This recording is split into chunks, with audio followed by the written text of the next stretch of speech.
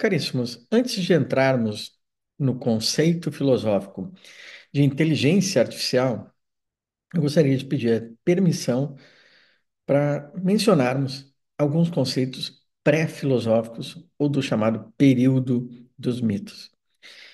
Nesse período, nós vamos ter três categorias que irão aparecer: a categoria dos deuses, dos homens e alguns artefatos autônomos. Eu gostaria de salientar nessa exposição a importância desse surgimento de alguns artefatos autônomos. Mas antes vamos analisar o surgimento primeiro da mitologia dos deuses na Grécia. Eu creio que o autor a ser citado aqui é Hesíodo, um autor de 750 a.C., que traz uma cronologia muito elegante do surgimento dos deuses. Esse escritor, ele relata que as próprias musas o inspiraram a contar a teogonia. E eles dizem que elas, um dia, a Hesíodo ensinaram belo canto quando pastoreava ovelhas ao pé do Helicon divino. A obra de Hesíodo é uma obra primeva, primeira, inaugural, principal, antecedente, e alguns diziam arcaica no sentido de arché, decorrente da ideia de principiar. Para Hesíodo, o começo, o início, possui um princípio ordenado pela, vejamos, unidade do indiscernível. Unidade do indiscernível. A própria Teodiceia adota esse modo de relatar. Vejamos só que interessante. E diz ela: sim, bem, primeiro nasceu o caos. Depois a terra, o Tártaro, Eros, Érabo e a noite negra, Éter e o dia. Do princípio unitário, vejamos de novo, do princípio unitário surgiram os deuses primordiais. A origem dos homens é, a partir daí, tão atribulada quanto a história conflituosa dos deuses, segundo os gregos. E é justamente da disputa ou das disputas mitológicas que este irá surgir, por gosto e capricho. Conta Platão, na sua obra Protágoras, que houve um tempo em que só havia deuses sem que ainda existissem criaturas mortais. Estas seriam criadas, vejam só, nas entranhas da terra, utilizando-se de ferro e fogo. A própria palavra homem derivaria do latim humus, significando terra ou terreno. Essa origem é corroborada em outros autores, como Esopo, de 620 a.C.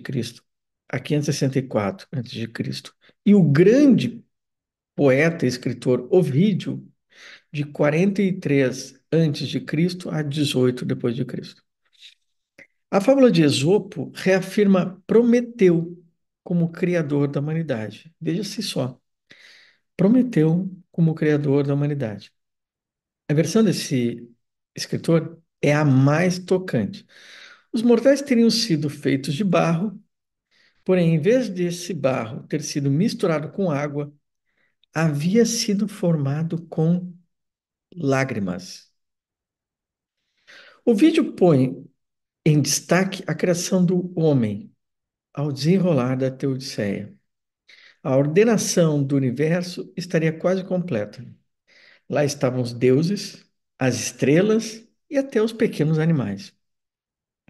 Mas faltava, vejam só, um ente para coroar toda a criação. Estes animais, a estes animais, faltava um ente, dotado da mais alta inteligência. Uma das propriedades essenciais desse novo ente é a sua inteligência, que o distingue de todos os outros animais e seres sobre a terra. Conforme Hesíodo, os homens estariam entre os deuses e as bestas. Viviam da terra, mas teriam a face em direção às estrelas. Viu só que bonito? Viriam da terra, mas teriam a face em direção às estrelas. O fator conferiu sublime rosto erguido para o céu que lhes deu para que olhasse. Olhar para o alto indicaria talvez que a sua inteligência era tanto prática, voltada para a terra, quanto abstrata ao mirar para o céu profundo. Esopo iria tratar dessa dádiva concedida aos mortais na fábula Zeus e o homem, na qual ele se queixava de não ter as habilidades de certos animais. Não podia voar altos voos, nem tinha força ou a velocidade de certos animais. A quem Zeus repreende ao dizer que ele detinha o dom da fala e a habilidade da razão. A inteligência estaria vinculada a essas duas habilidades. Vejamos de novo. A inteligência estaria vinculada a essas duas habilidades, a fala e a habilidade da razão. Diversos outros autores latinos, Horácio, Propércios, irão confirmar a noção de que Prometeu é o criador dos homens. Trata-se de um mito poderosíssimo, realçado por diversos autores, mas há um outro dado importante. Prometeu definirá de modo inexorável o destino da condição humana. Prometeu irá desenhar os humanos com fogo, representando as artes técnicas capazes de permitir aos mortais superar as limitações dos ciclos da natureza. O deus Titã se caracteriza como um benfeitor e protetor da humanidade.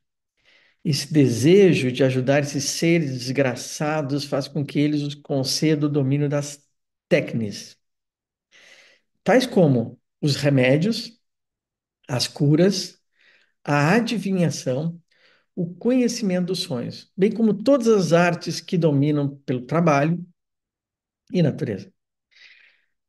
De forma explícita, a natureza humana está inserida em sua experiência existencial no sofrimento, no trabalho, por meio do suor de seu rosto, para elevar-se para além de sua mísera condição por meio da sabedoria, não pelas asas, não pela força, mas pela sabedoria.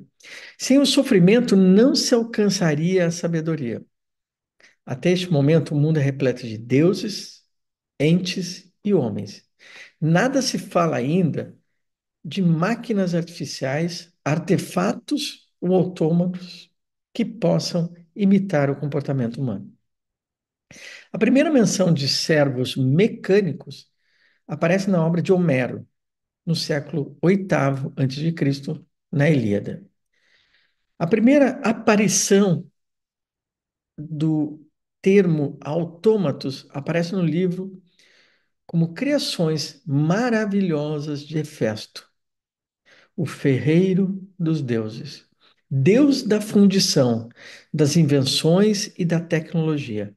Diz a lenda que ele construiu um magnífico palácio de bronze com inúmeros servos mecânicos. Hefesto prometera fabricar armas para Aquiles, o que fez ladeado por autômatos em formas femininas. E diz a Ilíada: vem cocheando o rei Trôpego Esteion. Moças de ouro que as vivas assemelham, na força e mente e voz por dom celeste. As servas mecânicas do deus Vulcano eram dotadas de força da palavra e, mais impressionantemente, dementes. A palavra Autômatos viria do grego, aquilo que se move ou age por si mesmo. Um mecânico ou um mecanismo que se movimentava por motor próprio e se distinguia dos mecanismos que imitavam entes, mas manipulados por humanos para manifestar uma imitação. O teatro grego era repleto e conhecia exemplos de máquinas que simulavam a aparição de personagens que resolviam a trama, sendo o mais conhecido o deus Ex Machina. Assim como se distinguiu de outros simulacra, operados por humanos, como as marionetes. A próxima estreia da mimetização artificial do humano é avassaladora e surge nas Argonáuticas de Apolônio de Rhodes, em 295 a.C. a 215 a.C. Trata-se de um gigante de bronze denominado Talos, que guardava a ilha de Creta. Talos foi uma das criações de Hefesto, mas diferentemente das doces servas de ouro mecânicas, o gigante de bronze mostra a face tenebrosa da tecnologia. Ele tinha o propósito de defender a ilha de Creta dos piratas. Na mitologia grega, Talos aparece ao lado de outras inúmeras criaturas bizarras e demônios que protegiam a cidade de invasores, tal como o Minotauro ou a Medusa, tão conhecidos na mitologia clássica. Talos possuía uma espécie de fluido dourado divino, o ícor, presente no sangue dos deuses, que por uma única artéria circulava por todo o seu corpo, o que levantou as dúvidas se Talos era imortal, senciente ou mesmo, veja só, provido de alma. Muitas questões foram levantadas sobre a natureza de Talos. Seria senciente ou apenas imitaria o comportamento humano? Teria intelecto ou mesmo sentiria algo?